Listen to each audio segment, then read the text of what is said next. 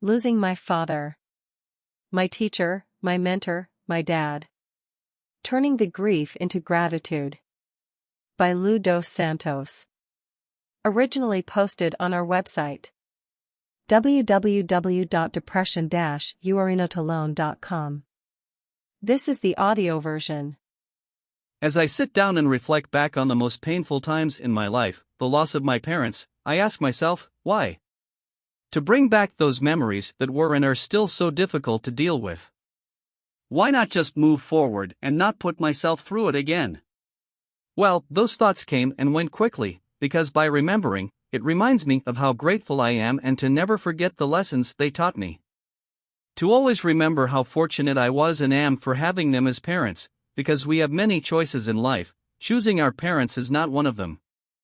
I'm very fortunate that the choice wasn't mine because I couldn't have made a better choice in parents than the one that was made for me. I therefore want to explain how their words and more important, their actions molded me as a child and also have made me the man I am today. My dad. He was a man that was born and raised in Lisbon, Portugal. At the age of 12, he was taken in as an apprentice to learn the art of boat building and design. An art that he worked on until literally the end of his life. There was a time when Portugal, this small European nation, was a world power, the first global power, in fact the richest country in the world for many years. This was due to the discoverers that traveled the globe discovering new lands and riches. Christopher Columbus himself studied navigation at Prince Henry's School of Navigation in Portugal. Many know the history of Portuguese discoveries and shipbuilding history, so imagine a young boy having the privilege to learn boat and shipbuilding on the very beaches that those discovery ships were built and launched to discover new worlds.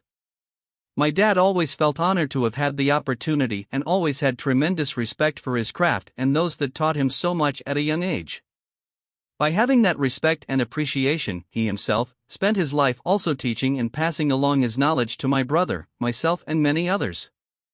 That lesson was learned at such a young age that it became part of who he was. The understanding that you have a responsibility to teach others as others taught you was simply a part of life, an obligation that was to be taken seriously.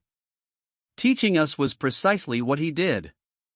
But not just teaching the skills, the art of design and construction, the techniques, etc., but more importantly teaching us to learn on our own as well. To take what we learn and expand, think, process and improve. How can you explain in words the value and gratitude for this lesson? To me, there aren't words that can sufficiently express the gratitude I have, so how to be thankful? To live my life in a way that shows I listened, I learned, and I honor him by the man I am every day, thanks to his teachings and his examples. Homelessness. I remember one day I was in the car with my dad. I was about 13 or so and he pulled up to a red light.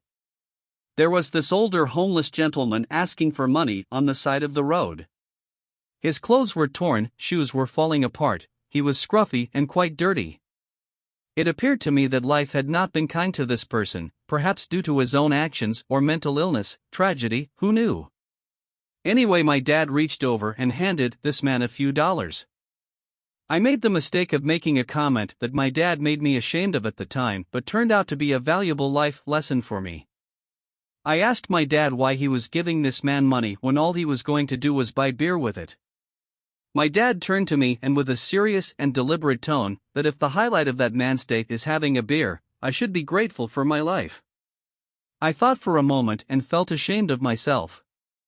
I hated how I came across as so callous and uncaring. I didn't like that feeling and have remembered that shame my whole life and don't want to ever feel that way again. So though I felt those emotions, shame, embarrassment, it changed my perspective going forward until I take my last breath. Learning to see those less fortunate and have compassion instead of judgment. To learn every life has a story and who am I to pass judgment or assume when that is not my place? Race. This story has stuck with me my whole life as well.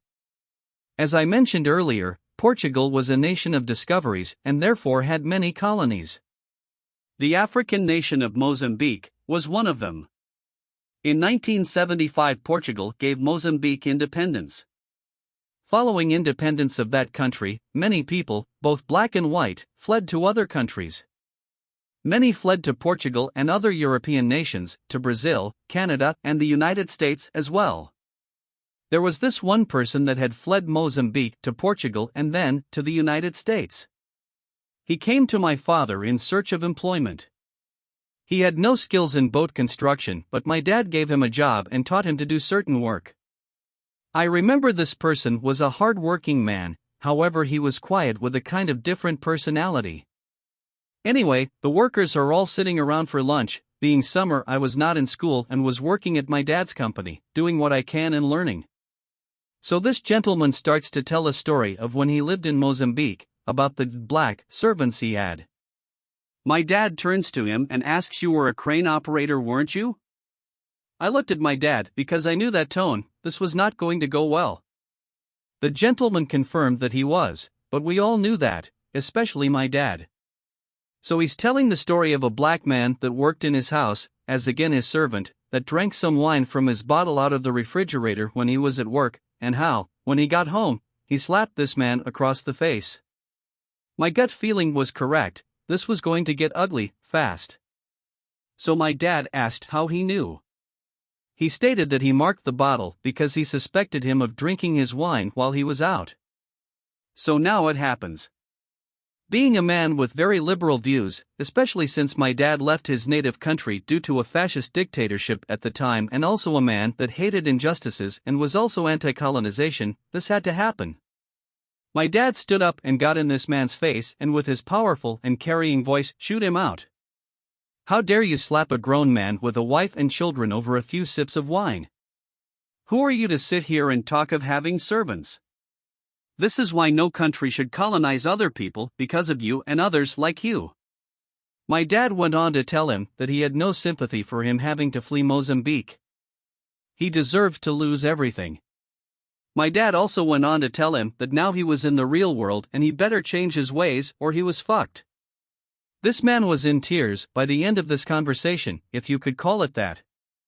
My dad let him speak earlier, then the conversation became entirely one-sided, my dad attacking this racist man sitting in front of him. I remember how stressful as a kid to witness this event. The anger and disgust my dad expressed was very intimidating. He meant what he was saying, it was real and honest, as was his disgust. If you're wondering if my dad fired him, he did not at the time, but he told him he wasn't going to fire him because his wife and children needed to eat. My dad later got this man a job at a different company and he was gone. Now to me, the thing that I'm most grateful for is this, that as a kid, I remember this incident. That it stuck with me.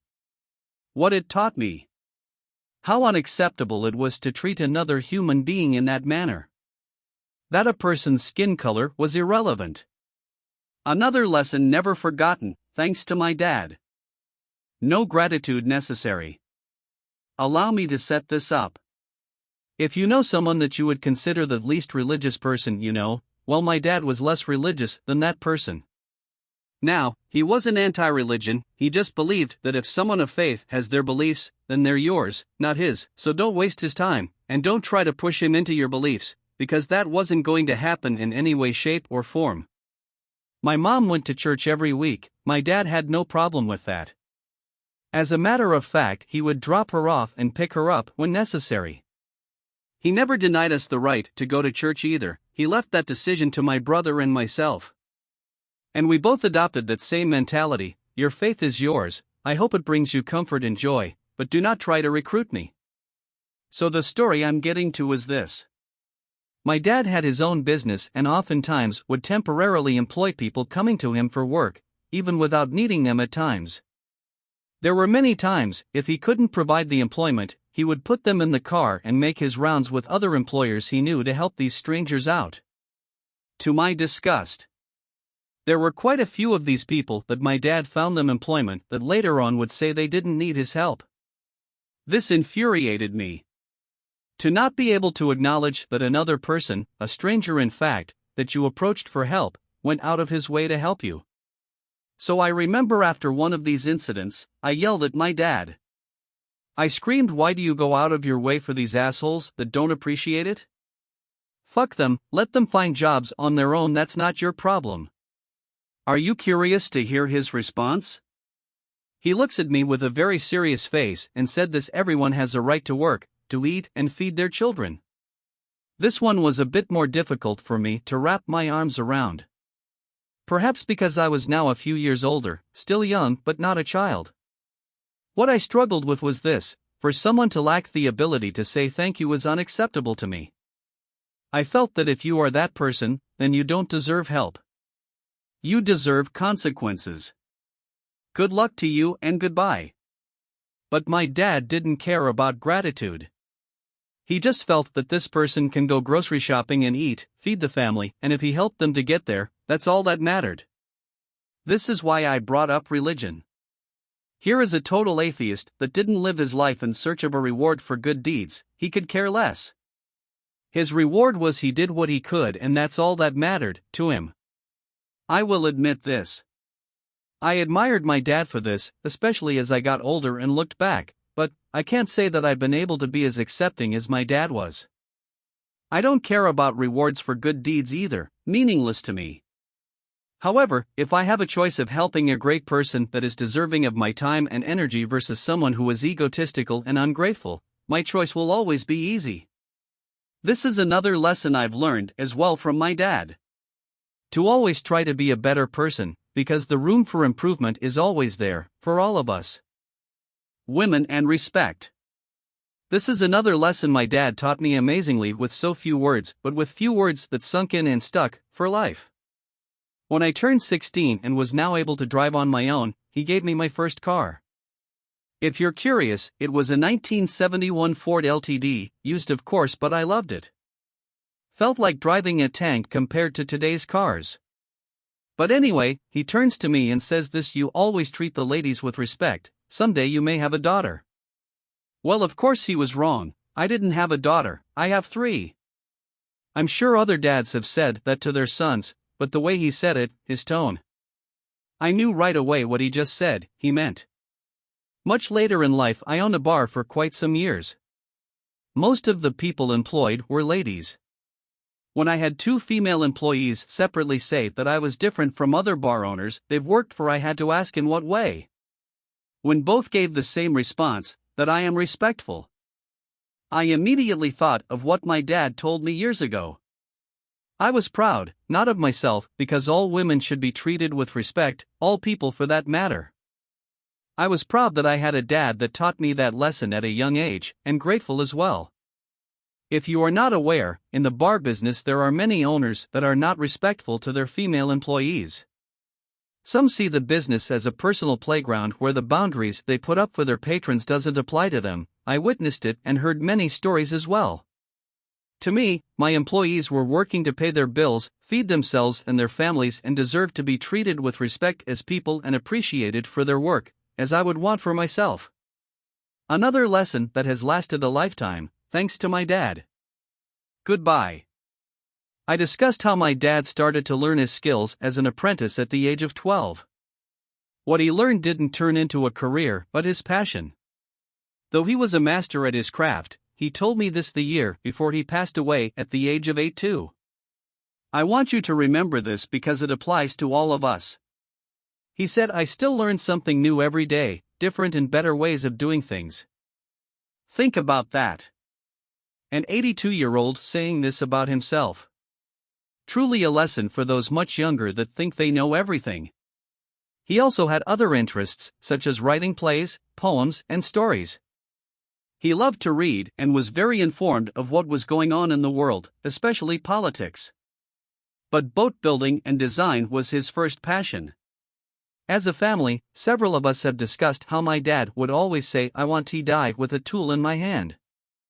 You know what? That's what happened. My dad was working on his hobbies in his workshop when my mom called for him to come in for lunch. He didn't show. She called out his name, no response. She then went to get him and found him on the floor. She called 911 and my brother and me, we rushed to the emergency room. There he was, his heart was beating, but he had a massive stroke. The doctors informed us that there was nothing to do. He was basically gone. I'll say to you what the doctors told us, that he was the strongest 83-year-old man they had seen. While he worked every day, he walked 2 miles per day, he ate healthy home-cooked meals. But this shocked his personal physician of many years. My dad had a checkup a little over a week before his stroke and everything was great. But it still happened. He went to ICU for almost a week as we waited for his heart to stop beating, which of course it did. I was devastated as we were not prepared for this. It was a shock, unexpected. As my brother and I mourned, we looked to our mom. The heartache she was going through. Her husband of over 55 years, gone. Though she had us and other family for support, she was never again the same person, until she passed away a few years later. Lessons. I am telling this incredibly painful story for this reason. To lose a loved one is heartbreaking, devastating. To know we can no longer see them, speak to them, share a laugh.